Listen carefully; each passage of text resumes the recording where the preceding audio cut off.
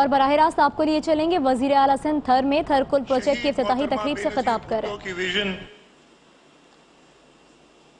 Chairman Bilawal Bhutto Zardari और सदर आसिफ अली जरदारी साहब की गाइडेंस और थर के लोगों की उम्मीदों ने आज हमें इस मकाम पे खड़ा किया है, जहां पे पूरी टीम ने मिलके वो एफर्ट्स किए हैं कि एक नामुमकिन को, इसलिए कि लोग इस पे बिलीव नहीं करते थे, मैं थोड़ा सा बताऊंगा भी आपको, इस नामुमकिन को मुमकिन बनाया है। मैं इसके लिए पूरे पाकिस्तान के लोगों को मुबारकबाद देता हूं। खास तौर पे थरा जा रहवासियों ताके वाधायूं, दुश्मन ने इस पे कब्जा कर लिया था। इस जगह पे शहीद जुल्फकार अली भुट्टो थे जिन्होंने ये जगह वापस दिलाई पाकिस्तान को, और आज अगर हमारे पास नहीं होती तो हम यहाँ खड़े नहीं होते, ये थर का सोना हमें नसीब नहीं होता। तो शुरुआत तब से होती है।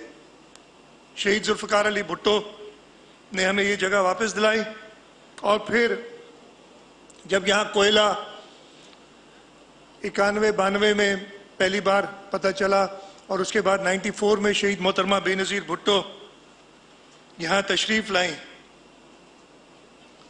उन्होंने उस वक्त यहाँ पे इफ्तिताह किया। उस वक्त गालिबन 1320 मेगावाट के पावर प्लांट से एक हांगकांग के इन्वेस्टर के साथ, वो भी उस वक्त की सबसे बड़ी पब्लिक प्राइवेट पार्टनरशिप कंसीव की गई थी, उसकी शुरुआत की। लेकिन अफसोस ये कि जब 96 में हमारी हुकूमत, पाकिस्तान पीपल्स पार्टी की हुकूमत ख़त्म की गई, तो ये थर के मंसूबे को पीछे रख दिया गया। यहाँ कहा गया कि ये पाकिस्तान पीपल्स पार्टी का शुरू किया हुआ मंसूबा है, इसलिए इस पे मज़ीद काम नहीं करना है। और ये मंसूबा 96 से लेके पहले तो 6-7 साल बिल्कुल बंद रहा। उसके बाद इस मंसूबे को दोबारा शुरू करने की कोशिश गई, तो उस वक्त की फेडरल गवर्नमेंट ने सिर्फ 0.25 सेंट्स का फर्क था। उस वक्त भी चाइनीज इन्वेस्टर्स थे जो आना चाह रहे थे, उन्होंने 0.25 सेंट्स के फर्क से इस प्रोजेक्ट को ड्रॉप कर दिया। और ये वो वक्त था जो अभी समद साहब ने जिक्र किया कि 2008 में पाकिस्तान पीपल्स पार्टी की हुकूमत आई।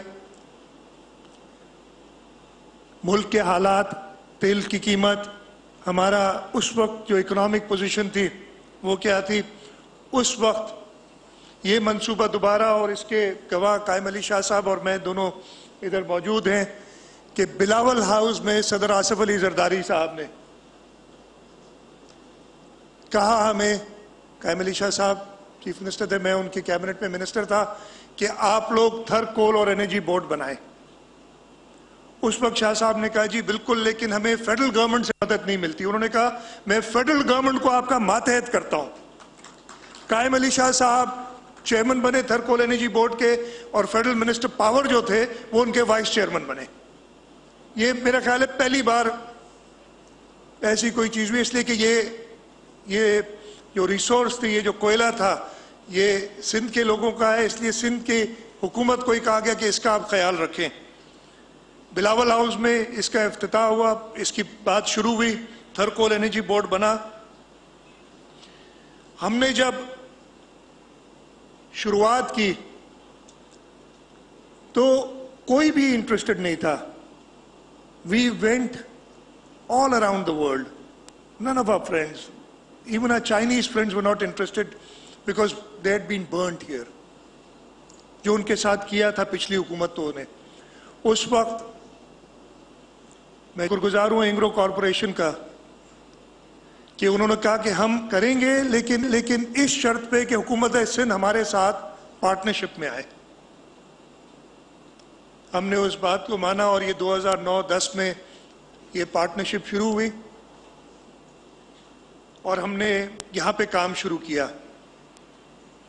मैं पहली बार यहाँ पे इस तकरीबन इसी जगह पे, यहाँ से करीब ही 2008 में आया था, जब हम अभी एंग्रो हमारे साथ नहीं थी, हमारी वो डीप रॉक ड्रिलिंग एक कंपनी थी, उसकी ब्रिक्स पे बैठ के वो एक्सप्लोरेशन कर रहे थे, वो टेस्टिंग कर रहे थे, उधर आए थे।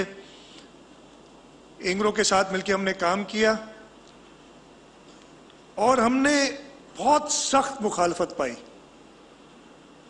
हमें डिस्करेज करने की कोशिश की गई। हमें कहा गया यहां तो कोयला ही नहीं है, हमने यू टर्न नहीं लिया। फिर हमें कहा गया इसकी सल्फर कंटेंट इतनी ज्यादा है, ये लोग तुम लोग किस चक्कर में लग गए हो, हमने यू टर्न नहीं लिया। हमें फिर कहा गया इसमें मॉइस्चर इतना है और इसको निकालोगे इसमें आग लग जाएगी, हमने फिर भी यू टर्न नहीं लिया। कहा गया इसकी कैलोरीफिक वैल्यू इतनी कम है कि इससे आप बिजली पैदा ही नहीं कर सकते, हमने फिर भी अपना रिजॉल्व कायम रखा और यू टर्न नहीं लिया। कोई और हुकूमत होती तो अब तक भाग चुकी होती, छोड़ चुके होते ये जगह। इश्यूज थे, जैसे अभी बताया गया, टेक्निकल इश्यूज थे। किसी ने भी इस पाकिस्तान में किसी ने भी इस लेवल की ओपन पिट माइनिंग में की नहीं थी। हमें कहा गया कि यहाँ पे पानी के एक्वाफायर हैं, पानी कहाँ करोगे, सब चीजें फेल हो जाएंगी।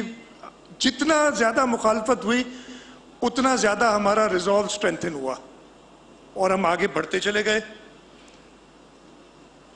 उस वक्त कहा गया कि जी यहाँ बयाबान में कौन आएगा, कौन इन्वेस्ट करेगा, और वाकई एक मसला था। मैं दोस्तों को बताता हूँ, जब मैं पहली बार थर आया था तो ये 2005 की बात है, 9-10 घंटे लगे थे मिट्टी तक पहुंचने में, और अब हमारे पास महेश का ड्राइवर है जो 3.5 घंटे में पहुंचाता है, वो जहाज से भी रेस लगाता है। वो रोड इतने अच्छे बन गए, हुकूमत सिंध की रिजॉल्व थी, हमने इंफ्रास्ट्रक्चर, हम चाहते, अगर हम चाहते तो ये पैसे जो हमने इधर खर्च किए, बताया तकरीबन $700 मिलियन, इससे जो हम पे क्रिटिसिज्म हो रही है बहुत ज्यादा, हम बड़े रोड के प्रोजेक्ट बना लेते, मेट्रोज बना लेते, कई और स्कीम्स बन जाती, लेकिन उससे पाकिस्तान लोकल तो फायदा जरूर होता। लेकिन जो शहीद मोहतरमा बेनज़ीर भुट्टो ने कहा था, और वो तकरीर आपने भी सुनी, उन्होंने कहा था कि मैं पाकिस्तान में इस थर के वज़ीर आला सिंध मुराद अली शाह थर में थर कोल प्रोजेक्ट की इफ्तिताही तकरीब से खिताब कर रहे हैं।